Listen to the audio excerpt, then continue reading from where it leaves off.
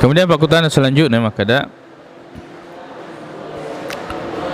wedding giga di pasi tuju atau di pasi runtu Syiah si bawa ahlus sunnah, atau bahasanya sekarang apakah Syiah ya sunnah, Syiah dan sunnah bisa bergandengan tangan?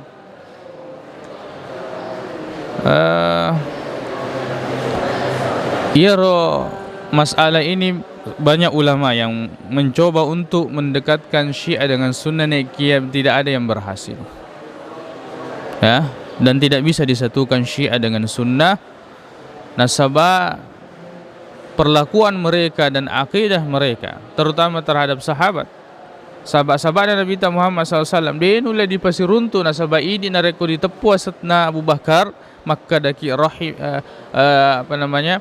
radhiyallahu anhu, Abu Bakar, Umar, Utsman dan sahabat yang lain, kita mengatakan radhiyallahu anhu, semoga Allah meridainya.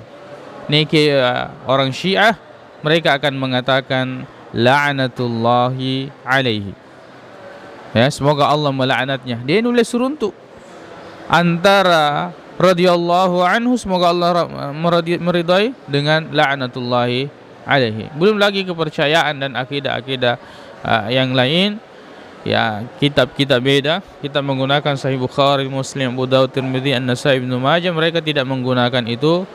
Kita menggunakan tafsir yang mu'tabar di sisi Ahlussunnah, mereka tidak menggunakan. Jadi dari referensi sudah berbeda. Tidak bisa Syiah dan Sunnah ya bergandengan tangan, karena memang berbeda dalam ya akidah, berbeda dalam akidah. Semoga Allah Subhanahu wa taala menjaga kita ya dan keluarga kita dari pemahaman yang sesat ini. Wallahu a'lam.